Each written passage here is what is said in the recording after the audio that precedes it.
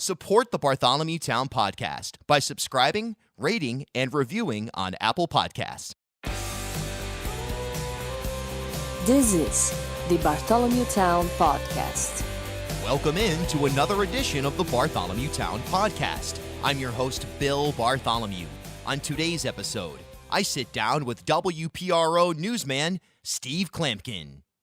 Steve Klamkin is a news personality on Providence-based legacy news talk radio station WPRO. A newsman's newsman on the journalistic side of the job and a highly entertaining and singular personality as a broadcaster, Klamkin can be heard on air most days as a reporter, anchor, and on Saturday mornings, a host. In an era of shifting media consumption habits and changes to the landscape and dynamics of the Rhode Island media market, Steve offered his perspective on a number of relevant topics, including the Boston Globe's foray into the Ocean State and the future of radio. Not to mention, we dig into Steve's backstory in journalism, including when he was first bitten by the radio bug, and how he developed his signature tagline. Enjoy brand new episodes of the Bartholomewtown podcast every Tuesday and Friday. Listen on your favorite app. Visit bartholomewtown.com or ripodcast.com. It's where you'll find the dozens of conversations I've had with Rhode Island influencers like Senator Sheldon Whitehouse, Providence Mayor Jorge Elorza, NBC 10's R.J. Heim, former Attorney General Arlene Violet, Secretary of State Nellie Gorbea. It's all right there for you. Coming up on Saturday, June 8th, it's Bartholomewtown Live at PVD Fest, featuring a live podcast and variety show of Rhode Island favorites. I'll be rolling out the lineup oh so very soon. Follow me on Twitter at Bill Bartholomew or follow the pod on Instagram at Bartholomewtown Podcast for the latest and greatest details. For complete festival information, visit pvdfest.com. Support for the Bartholomewtown podcast comes from M. Duran Studio, Providence's finest choice for commercial photography. From headshots and portraits to high-quality candidates, check out their extensive portfolio at mduranstudio.com. Give them a call today at 401-400-2328 or message book at mduranstudio.com. All right, without further ado, let's take you to my conversation with the one and only Steve Klamkin. You know, it's a constant for us. I'm on the news side and really have very little to do with the talk side. I've always listened to radio, but never been always been a talk listener, never a caller. Very seldom moved to call in and express an opinion. And part of that comes from my news background. I've always been a news guy, been in the business a long time. And, I don't really feel the need to express myself politically, let others do that, and just go out and cover the news.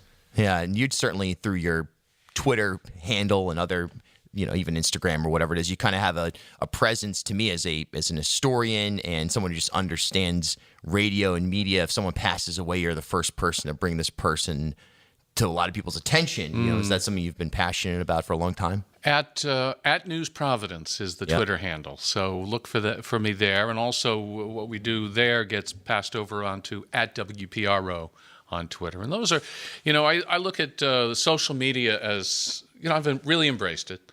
I look at the Twitter as where the news stuff goes. Facebook where the personal stuff goes, and Instagram where the good-looking stuff goes. So we have a strict division, not strict, but a good division of labor here. Right. And do you really think about that when you make a post? Do you think that, hey, well, the first order of business is to get something out on Twitter, and then while I'm out covering something, I've seen other reporters, we'll call them younger reporters, live tweet as they're covering a news conference or something, and I'm saying, let's wait and to see how things develop. Let's see what it means.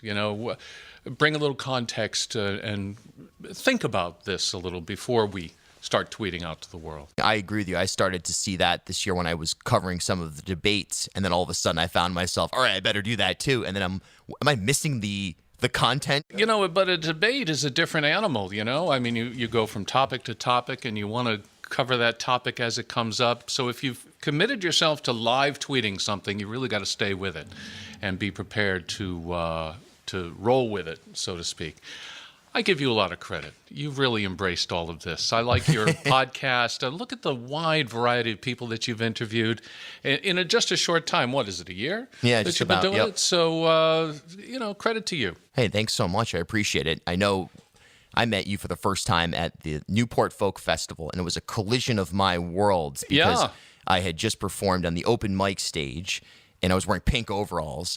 And all of a sudden, you walked up and said, "Can I ask you a couple of questions?" And I was like, "Wow, is that Klamkin's voice? Is this Klamkin? Holy Moses!" Well, what was it? 2016, I think it was, or 15. I think it was my first time at the folk festival. I'd been covering the jazz festival for a number of years, and I'm like, "This is a different world." I've got to get my bearings. But I heard, you performed, and they said he's from Newport. I said, he's my guy. I want to talk to the local performer and artist. And who knew that you had this great interest in radio? And like you said, your worlds collided. Yeah, all of a sudden, it's been kind of in that place ever since, Do one way or I another. take credit for Bill Bartholomew's explosion into the radio podcasting scene? Not exactly, but I like to think I helped steer you in the right direction. No doubt about it. There's no question about that, for real. And that moment was really, for me, that was a really powerful moment because I had become, in my time in New York, I had always loved radio going back, starting with 93.3 WSNE. Then I grew up enough to listen to Pro FM, BRU, HJY, WEEI. Finally made my way back in Rhode Island into PRO. But in New York, I became obsessed with 1010 Wins, The Fan, 880. I listened for at least 6-7 hours a day. Some of America's great radio stations are right here, first of all. But Yes. in New York, I mean, it's the top of the industry right there. And you've got those great stations that I've listened to ever since I was a kid. Yep. So you've got a little of everything. You've got the talk, the news, the music stations. It's all there for you. And what a great atmosphere to be in if you're a listener and a strong listener to radio. And, everybody's doing a podcast these days, as you know. That's exploded. That's become a whole world, too. Yes. I'll bounce one more compliment your way here at the front of it. Why not? I really love your performance. I love your news, your journalism, the fact that you can encapsulate a story.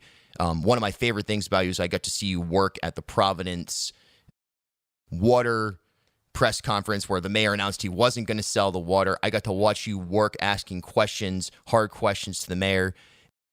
So I love that side of what you do, but I also love, from my experience in New York, listening to the radio, that you've got such a distinct character. Your sign off. There's no replacing Steve Klamkin. You can't do it. Steve Klamkin, WPRO News. Yeah, that just happened. That's just I don't know where it comes from. A lot of people say they appreciate that and recognize it, and I appreciate that they do. And I thank all of my listeners that compliment me on that. Excuse me, it's not for everybody. Some people I rub the wrong way, but that's a given in this business. You're not going to please everybody. Not everybody's going to love you, and you have to get over that. No, I got over it. Let's get into your background. Where did it start? Where did you begin thinking that you were going to get into news and eventually radio? Well, the funny thing is I came at it sort of sideways. I went to Boston. Well, I worked on my high school newspaper in Connecticut and, had a feeling for news back then. And then I went to Boston University thinking I'd become a photojournalist. And then the bottom fell out of the photo market when Life magazine folded and Look magazine folded. And that really put a dent in the photo world.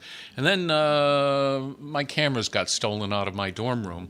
And I discovered a campus radio station, WTBU at BU.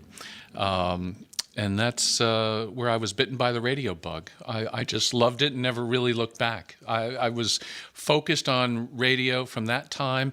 I went off, and my first job in radio was in a station in Rutland, Vermont, where I was a DJ for 6 months. And occasionally they would have need for a news guy, and I would fill in on that. And I said, boy, this is for me.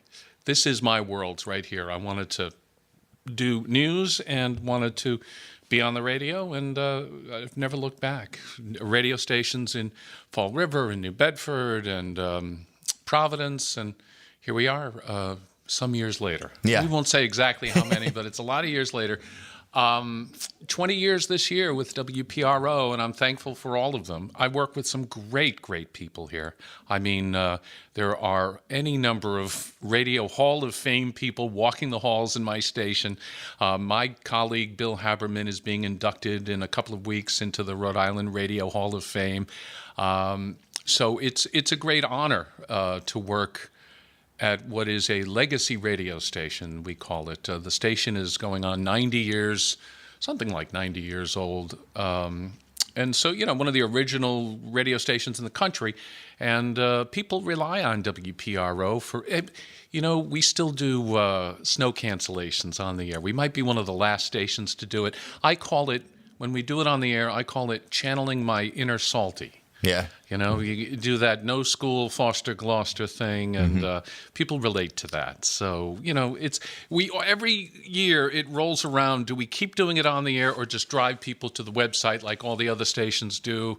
And we still do it because it's our connection to our listeners. Got to keep it on the air. Yeah. That's a plea from me as a fan of what so, that resembles. I kind of lean toward doing it as opposed to those who say, nah, let's give it up. Totally. The station that reaches the beaches. There you go. There I mean, it's all that goes back to Salty. Salty Brine, those who don't know, was a mainstay at WPRO from the 1940s to the 1990s, 53 years with WPRO. He was the morning man, and he was the it guy. He was the go-to guy, the guy everybody in Providence woke up to and got their bearings in the morning.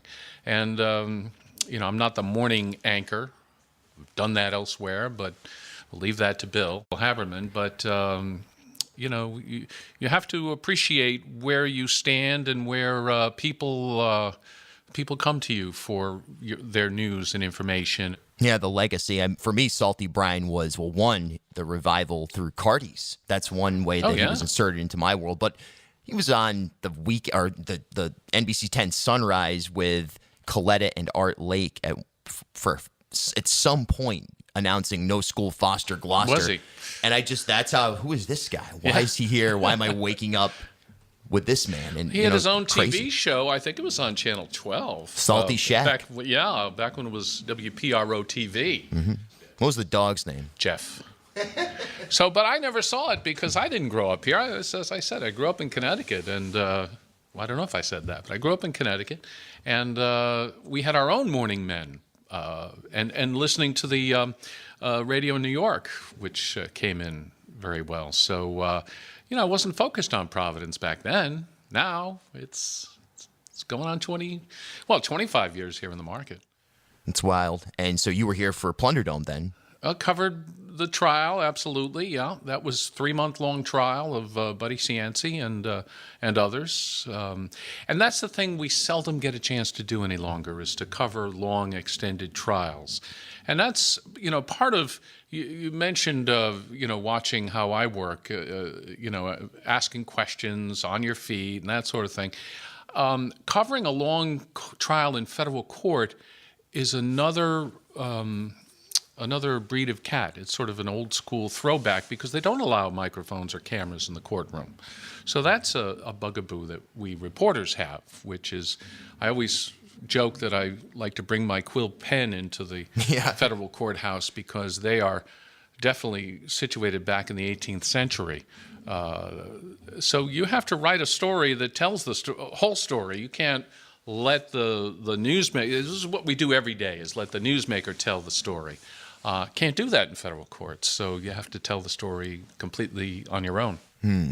Interesting. You have to adapt for that scenario. Exactly. What's the biggest change you've seen in the 20 years you've been in Providence? I mean, there's the obvious that there used to be 2 talk radio stations in town. Now there's 1. There used to be a zillion beat reporters at City Hall. Now there's maybe 1 per every 3 outlets. What other than that obvious stuff? What's the biggest change that you've felt or seen in your 20 years in Rhode Island media? Probably a little more of the. And I think social media has a lot to do with this. A little more fracturing of the audience. People, I don't mean fracturing of the audience. I mean people going to different places to get their news. People used to count very strongly on the newspaper for their news, and that has really waned. And you see it as a consequence in the shrinking newsroom at the Providence Journal, for example. The consolidation of ownership is another thing. Most of the papers in the area are owned by this one company or a handful of companies. And that's been the big change in my business, in the radio and TV business as well, that you have far fewer outlets, people going to social media more and more. That's probably the biggest change, I think. I'd like to think people still come to us. If they're in the car, we've got them, 'cause that's what people count on when they're in the car is radio. But people have a lot of different ways to get their news these days, and not all of it accurate. And you like to be the station or the news source that people can count on. So we have to be as consistent as possible and be as trustworthy as possible. What's your favorite story that you've covered over the years? Ooh, favorite story. There's a couple. Probably from a hard news standpoint, probably Buddy Cianci's trial, because that really that was just a cornucopia of characters and just all different testimony coming at you every day. There was something different from a hard news standpoint. One of the most interesting, weird, and fun things I ever covered. This goes back close to 20 years, 15 plus years. Sean Daly, who was a former TV reporter, now retired with Channel 12, and I give more credit to Sean about this. There was a story on the front page of the Fall River newspaper on a hot summer day about a couple who had encountered a sea serpent. Crazy stuff, yeah. Down in Portsmouth. Can't think of the name of the beach offhand, but it'll come to me. But I figured I'd swing by there and, ask people, have you ever seen a sea serpent around here? It was the 1st of August, as I recalled. I get there, and Sean has already found the couple. They lived in Fall River, brought them to the beach, and asked them to describe the sea serpent, and it was phenomenal. I just sort of tacked on to his initiative there, but it made for a great story, very funny. It was so funny because the couple, they were characters, and they just had this whole description of the giant head on the sea serpent, the size of a basketball, and he came up out of the water and went, ha! You can search it out on YouTube. It's on YouTube. I've seen it. It's spectacular. And I think he called it Mother Ocean or something. It was a great story. That it was such a slow news day that it led the TV news for 6 minutes. It was something ridiculously unheard of in those days. I covered that. My colleague at the time, Laurie Johnson, who's gone on to other things, wound up with an alligator in Lincoln. Somebody found an alligator, stalking the streets or something. But I think I got the better of the two crazy animals for a hot summer doldrums day kind of stories. That's classic. And, of course, now we have the turkey running around in Johnston. The turkey, well, I latched on to Brian Amaral about a month after he discovered the turkeys running around in Johnston. I happened across the surviving turkey. And the mayor there was still, and is still to this day, here it is months later, bedeviled by this turkey, who's eluded capture for months and months. So, we haven't heard much about the turkeys lately. Yeah, look out. Anytime you can do animal stories, people respond. I had a story last week where people came from a physicians group in Washington, D.C. to complain about the use of animals in residency training at Rhode Island Hospital and Brown University. And yesterday, my social media director said this was one of our most viewed stories of the last few weeks. Was a huge response to that. So anytime you do an animal story, it's one, it has an appeal to listeners and so forth. Two, it sticks with you. You remember those kind of stories. Absolutely. So when you file a story, there's a social media director that keeps track of the amount of clicks it gets or the amount of streams it gets.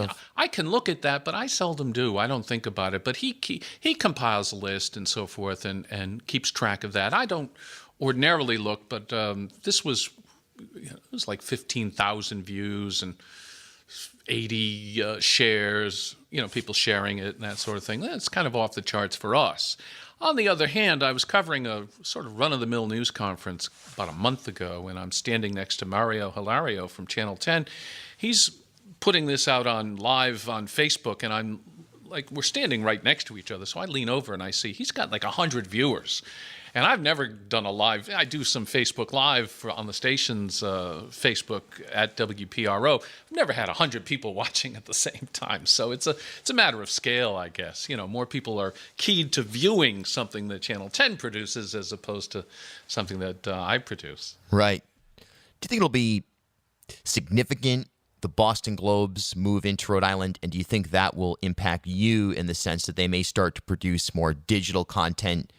Not necessarily radio content, but more, you'll see them there running Facebook Live and filing digital reports. They may. I don't think that's their mandate, though. I don't think that'll be their focus, is their digital, because I think the people they have attracted so far, there were 3 journalists who were very good in the market, solid journalists. I think are hired for their journalism and their journalistic skills, not necessarily for their social media skills. Although Dan McGowan was the first hire, he's always been, very high in Twitter, for example. Yeah, and Facebook with his group. And Facebook, go-to guy. So I don't think that's the purpose and the reason that they've done it. I think, it's to largely bolster that's the Globe's online subscriptions to the Globe, which is a great product, by the way. I mean, the Globe has always been the preeminent news source in New England and probably will continue to be, and I think we may see this kind of outreach. In the Boston TV radio market, there's a great focus on New Hampshire because it's so close and it's so allied with the Boston media market. They really focus on New Hampshire more, so this is sort of a natural outreach by the Globe, I think. Will it affect me and our product? I don't think so necessarily, but I could be surprised. Yeah. We all will wait and see what they have to offer us. Maybe more personalities coming on board as well. I think that's a likelihood. We've got 3 now, and they have deep pockets. Let's put it this way. They do. John Henry, who owns the Globe, is a pretty wealthy individual. He's not on the Jeff Bezos level, but he is a very wealthy man. He made his name in commodities and in trading commodities and that sort of thing. So it wouldn't surprise me that he continues to, spend a lot on keeping the Globe going. Rhode Island right now is, it's kind of a monolithic political state. From your perspective in the media, how do you cover it? How do you cover state government when you have kind of a one-dimensional power structure? I don't think it's my job or any reporter's job to lean one way or the other. I think we need to take things as they come. When the Republicans have a news conference to talk about their program and their platform, we cover that as well.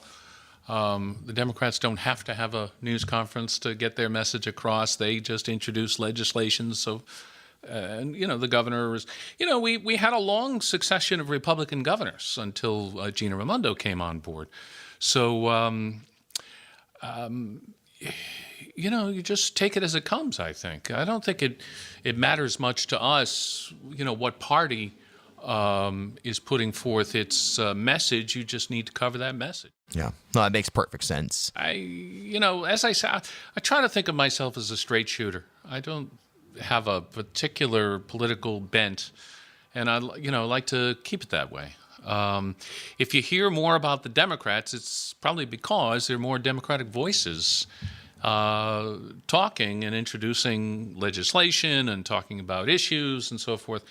We joke sometimes the Republicans can fit in a phone booth, and at least among those who are in the General Assembly, there's no question that the Republicans are making inroads in Rhode Island politics, but it is a long, slow slog for them because, you have to wonder, what do they have to offer, and is it resonating with the voters here?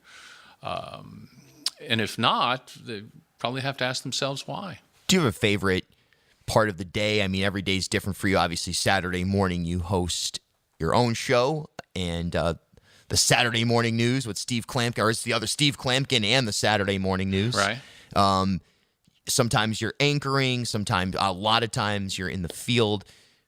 What gets you the most excited? Oh, I like being out in the field far more than in the anchor desk. But I enjoy that too. I've done that for many years, anchoring.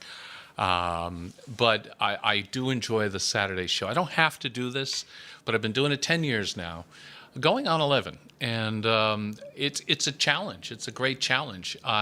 It's, as you point out, Saturday mornings from 6 to 8. I need 7 guests on every Saturday.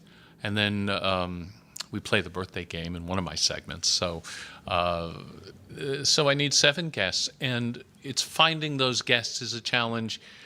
I used to focus more on politics because it was where I came from, what I knew. But now I'm focusing more on the arts, more on community events, and that sort of thing because, we get enough politics during the week, I think. I want to broaden things out and do things that are different. I want my show to stand out by being different than what you'll hear the rest of the week. And I think it's succeeded in that respect.